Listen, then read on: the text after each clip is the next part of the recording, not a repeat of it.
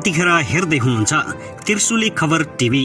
24 घण्टा ताजा खबरको लागि हाम्रो च्यानललाई सब्स्क्राइब गर्नुहोला, नजिक रहेको बेल आइकन दबाई हामीसँग जोडिनुहोला।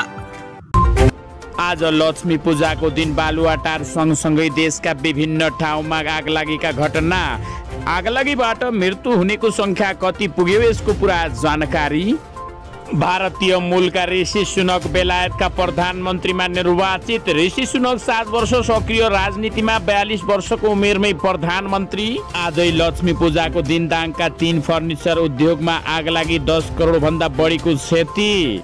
काठमाडौँ 1 मा मेरो प्रतिस्पर्धा प्रकाशमान समगई हो, रविन्द्रको लोकप्रियता खस्कियो। किरण पौडेल, संविधानको प्रत्येक शब्दमा जनताको रगत बगेको छ मन्त्री पौडेल। कल केपी बा युवाको भोट तान्न फेसबुकमा कमेन्टदेखि फोन गर्दै केपी ओली। प्रेस स्वतन्त्रता बिना लोकतन्त्र कल्पना गर्न सकिँदैन, प्रधानमन्त्री शेरबहादुर देउवा।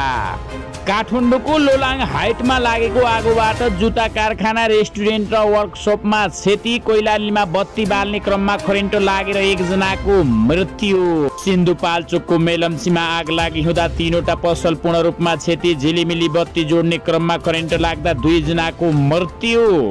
दाङको 3 फर्निचर उद्योगमा आग लागि करोडौँको क्षति भयो भागाभाग। 5 दिन अगाडि नै गरियो महापुरुषको प्रिमियर। सल्यानमा गठबन्धन दलहरू बीच भयो सहमति। कमल र डिनालाई टाउको दुखाइ बनेका सिंहले हेटौडामा मेयरमा ल्याएको भोट जोगाउन सक्लान् त। पूर्व रुकुममा बागीलाई माओवादीले गर्यो कारबाही, गठबन्धनको पक्षमा उभिन निर्देश। एकै ठाउँमा जुटे अग्नि सापकोटा र मोहन बस्नेत, गठबन्धन बलियो बनाउने बाचा। 2वटा विचार र सिद्धान्त मङ्सिर 4 मा आम्ने सामने हुने प्रचण्डको जिकिर। गठबन्धन चुनाव जित्नको लागि मात्रै उद्देश्यमा केन्द्रित छैन, प्रचण्ड एकै ठाउँमा जुटेपछि हामीले जित्न नसक्ने कुरै हुँदैन, प्रचण्डको जिकिर। 25 वर्षदेखि जिम्मेवारीमा रहेका माओवादी केन्द्रका नेता एमालेमा प्रवेश। मोरङ 3 मा शर्मा र ढकालको प्रतिस्पर्धा, रेखा थापाको एन्ट्रीले माहौल बेग्लै। भीमसेनको ह्याट्रिक रोक्न सक्ला त पूर्व आइजिपी खनालले, यसको पुरा जानकारी। सुशील शर्मा र भानुभक्त ढकालको टाउको दुखाइ बन्दै रेखा थापा। सल्यानमा गठबन्धन दलबीच बल्ल बल्ल सहमति, तर धेरै बागी उम्मेद्वार भएको कारण गठबन्धनलाई समस्या। नरेश ठगुना र दिलेन्द्र बडु तेस्रो पटक आम्ने सामने, कसले गर्ला त ह्याट्रिक। दार्चुलाबाट चुनावी अभियान थाल्दै नेकपा एमाले। माओवादीको आधार इलाकामा एमालेको चुनावी रणनीति, बागीसँग तालमेल।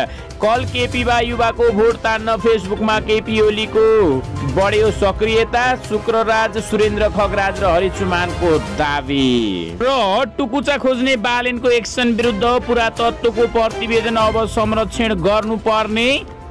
7 वर्षदेखि सर्वोच्चमा मुद्दा विचाराधीन, पीडित भने हैरान।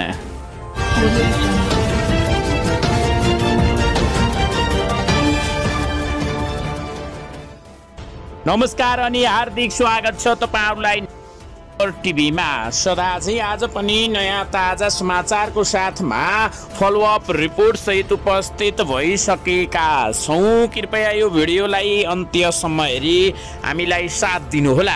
यदि अहिलेसम्म हाम्रो च्यानललाई सब्स्क्राइब गर्नुभएको छैन भने कृपया सब्स्क्राइब गरी साथमा रहेको बेल आइकनलाई दबाई हामीसँग जोडिनुहोला।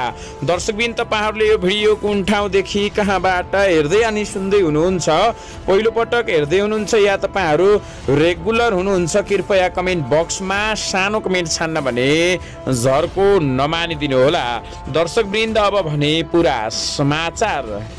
दाङको घोराईमा फर्निचर उद्योगमा आगलागी हुँदा करोडौँको क्षति भएको छ। आगलागीबाट घोराईको शहीद उमेश मार्ग सडकमा रहेको 3वटा फर्निचर उद्योग जलेको हो। न्यू दाजुभाइ, दाजुभाइ र स्टार दाजुभाइ 3वटा फर्निचर उद्योगमा आगलागी भएको प्रहरीले जानकारी दिएको छ। राति करिब 12 बजे लागेको आगो बिहान करिब 4:30 बजे नियन्त्रणमा आएको छ। नेपाल प्रहरी सशस्त्र प्रहरीले घोराई उपमहानगरपालिका, तुलसीपुर उपमहानगरपालिका र लमई नगरपालिकाको सहयोगमा आगो नियन्त्रणमा लिए। तिहार लक्ष्मी पूजामा बालिएको दियोको कारण आगलागी भएको हुन सक्ने आशंका गरिएको छ।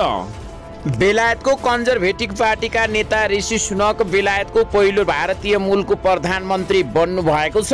प्रधानमन्त्री लिज ट्रससँग पराजित भएको 2 महिना भन्दा पनि कम समयमा कन्जर्भेटिभ पार्टीको तर्फबाट प्रधानमन्त्री बन्नु भएको हो। प्रधानमन्त्री भएको 1.5 महिनामा लिज ट्रसले पदबाट राजीनामा दिएपछि नेता सुनकको भाग्योदय भएको छ। लिज ट्रस बेलायतको इतिहासमा सबैभन्दा कम समय सेवा गर्ने प्रधानमन्त्री बन्नु भएको छ। मन्त्री परिषद का एकजना सदस्यलाई बर्खास्त गरेपछि उहाँको चर्को आलोचना खेप्नु परेको थियो। साथै उहाँको कार्यकालमा बेलायतको मुद्रा अवमूल्यन भएको बताइएको थियो। गत बिहीबार उहाँले राजीनामा दिएपछि ऋषि सुनक र पूर्व प्रधानमन्त्री बोरिस जोन्सन नयाँ प्रधानमन्त्रीको दौडमा हुनुहुन्थ्यो। तर बोरिस जोन्सनलाई आफूलाई आवश्यक समर्थन रहेको दावी गरेका पछि पनि कन्जर्भेटिभ पार्टीको नेतृत्व दौडबाट उहाँ बाहिरिनु भएको जिकिर गरिएको छ।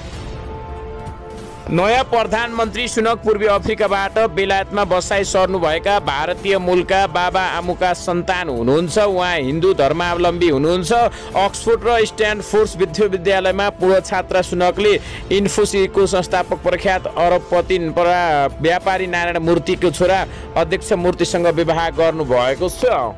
उता जनता समाजवादी पार्टी जसपाका अध्यक्ष उपेन्द्र यादवलाई नेकपा एमालेसँग गरेको चुनावी गठबन्धन निल्नु नौकोल्नु भएको छ। एमालेसँगको गठबन्धनले पार्टीलाई फाइदा नपुगेको बरु उल्टै एमाले फाइदा लिएको जसपाका नेताहरूको बुझाइरहेको छ। जसपाका अध्यक्ष यादव पहिले धेरैजसो समय मधेसमै बस्ने गरेका छन्। काठमाडौँ आए पनि 1-2 दिनमै मधेस फर्किने गरेका छन्। यादव सप्तरी पुगेको बेला 2 दिन अगाडि उनलाई स्थानीय नेताहरूले एमालेसँगको गठबन्धनले पार्टीलाई फाइदा नपुगेको ब्रिफिङ गरेका थिए। अध्यक्षज्यू सुन्न मात्र भयो, प्रतिक्रिया दिनु भएन। तर उहाँ पनि यो महसुस गर्नुभएको जस्तो लाग्छ। जसपा सप्तरीका एक नेताले बताएका छन् एमालेसँगको गठबन्धनले सबैभन्दा नोक्सान जसपाका नेता इस्तियाफ राईलाई भएको छ। राईले बाँके 2मा उम्मेदवार दिएका छन्। त्यस क्षेत्रमा राष्ट्रिय प्रजातन्त्र पार्टीबाट धवल शमशेर राणाले पनि उम्मेदवार दिएका छन्। एमाले राणालाई सहयोग गर्ने प्रतिबद्धता गरेको छ। यसै क्षेत्रमा राईकै भतिजा शामसुल राईले स्वतन्त्र उम्मेदवार दिएका छन्। अघिल्लो पटक इस्तियाफ शहरी विकास मन्त्री हुँदा शामसुल इस्तियाफको स्वकीय सचिव थिए। उनले अहिले पहिलो मिसन नै इस्तियाफलाई हराउनु हो। इस्तियाफलाई हराउनको लागि शामसुलले स्वतन्त्र उम्मेदवारी दिएका छन्। जसपाले एमालेसँग गठबन्धन गर्ने बित्तिकै प्रधानमन्त्री शेरबहादुर देउवाले इस्तियाफलाई सरकारबाट हटाएका थिए। एमालेसँगको गठबन्धनबाट इस्तियाफको मन्त्री पद मात्रै गएन, चुनाव जित्ने सम्भावना पनि वात्तै घटेको छ। बाँके 2मा नेपाली काङ्ग्रेसबाट उम्मेदवार सुदीप नरसिंह राणाले उम्मेदवार दिएका छन्। त्यहाँ राणाले चुनाव जित्ने सम्भावना बढेको छ। कडा प्रतिस्पर्धा धवल र सुदीप बीच नै हुने देखिएको जनाइएको छ।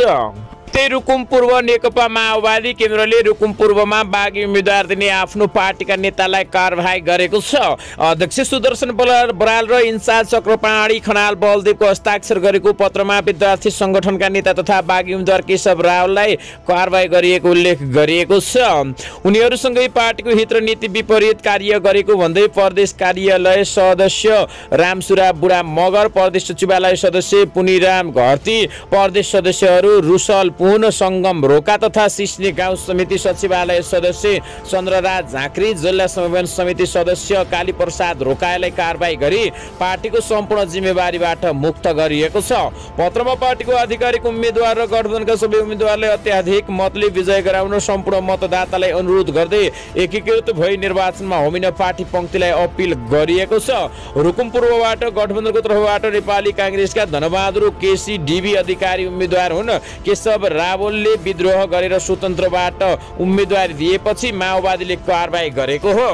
त्यस्तै नेकपा माओवादी केन्द्रका अध्यक्ष पुष्पकमल दाहाल प्रचण्डले आगामी मङ्सिर 4 गते हुन लागेको निर्वाचनमा 2वटा विचार र सिद्धान्त बीच आम्ने सामने हुने बताउनु भएको छ। संविधान गणतन्त्र समावेशी र समानुपातिक गणतन्त्रको पक्षमा वाम लोकतान्त्रिक गठबन्धन खडा भएको उल्लेख गर्दै उहाँले संविधान तथा गणतन्त्रको पक्षमा उभिने र त्यसलाई स्वीकार नगर्नेहरूका बीचमा निर्वाचनको सङ्घर्ष हुने बताउनु भएको छ।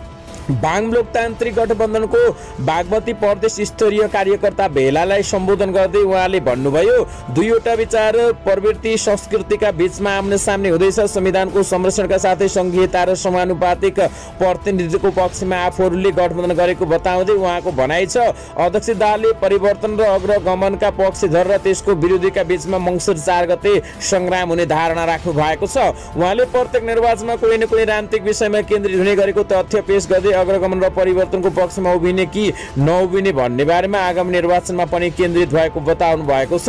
उहाँले भन्नुभयो, विगतमा संविधान मिच्ने प्रतिनिधि सभा विघटन गर्ने दुष्प्रयास गरियो, त्यसका विरुद्ध हामी सधैँ उभियौँ। सङ्घर्षको बीचमा गठबन्धन बनेको हो। सानो मिहिनेत र सानो कसरतबाट यो गठबन्धन जन्मेको होइन, त्यसकारण यसका उम्मेद्वारलाई विजय गराउनु आवश्यकता छ उनले जनाएका छन्। शक्ति सन्तुलन हाम्रो पक्षमा नभएको भए देश नै दुर्घटनामा जाने खतरा रहेको उहाँको भनाइ थियो। नेपालमा शान्ति प्रक्रिया सुरु गरेको 12 बुँदे समझदारीका सहयात्री हामी एकै ठाउँमा छौँ भन्दै उहाँले बताउनु भएको छ। त्यस्तै सिन्धुपाल्चोकमा नेकपा माओवादी केन्द्रका नेता अग्नि प्रसाद सापकोटा र नेपाली काङ्ग्रेसका नेता मोहन बहादुर बस्नेत बीच कुनै बेला कडा प्रतिस्पर्धा र शत्रुतापूर्ण व्यवहार थियो, तर काङ्ग्रेस र माओवादी सहितको लोकतान्त्रिक वाम गठबन्धन बनेपछि अहिले उनीहरू एकै ठाउँमा रहेका छन्। सिन्धुपाल्चोक क्षेत्र नम्बर 2 मा नेकपा एमालेका शेरबहादुर तामाङसँग प्रतिस्पर्धा गर्न लागेका बस्नेतले माओवादीको पनि भोट फकाउने गरी पूर्व सभामुख सापकोटालाई भेटेका हुन्। सापकोटा सिन्धुपाल्चोक क्षेत्र नम्बर 1 छोडेपछि उनको स्थानमा माधव सापकोटाले टिकट पाएका छन्। त्यहाँ एमालेका सुरेश नेपालले पनि उनलाई चुनौती दिइरहेका छन्। यस्तोमा यी दुईजना नेता भेट भएर गठबन्धनलाई अझ मजबुत बनाउने प्रतिबद्धता व्यक्त गरेका छन्। सोमबार बिहान लोकतान्त्रिक वाम गठबन्धनका उम्मेद्वार सहित काठमाडौँमा भएको छलफलमा सापकोटा र बस्नेतले यस्तो प्रतिबद्धता जनाएका हुन्। नेता दुवैहरूले राष्ट्रिय आवश्यकताले देशभर गठबन्धन बनेको चर्चा गर्दै यसलाई सबै इमान्दार भएर पालना गर्नुको विकल्प नभएको बताएका छन्। त्यसपछि सापकोटा र बस्नेत बीच एक्लै छलफल भएको थियो। लोकतान्त्रिक वाम गठबन्धनले जिल्ला तहमा संयुक्त बैठक जारी राखेको बेला शीर्ष तहमा वार्ता भएको जिकिर गरिएको छ। त्यस्तै नेकपा एमाले माओवादीको आधार इलाका मान्दै आएको रुकुम पूर्वमा आफ्नो वर्चस्व बढाउन गठबन्धनका बागी उम्मेद्वारलाई साथ दिँदै आफ्नो उम्मेद्वारलाई ब्याक गराएको छ। प्रदेश सभा 1 मा 70 गठबन्धनको आधिकारिक उम्मेद्वारी विरुद्ध उम्मेद्वारी दिएका सुरुल पुन अजय शक्तिलाई सघाउँदै नेकपा एमाले आफ्नो उम्मेद्वारी निष्क्रिय गराएर यस्तो रणनीति अपनाएको असन्तुष्ट समूहसँग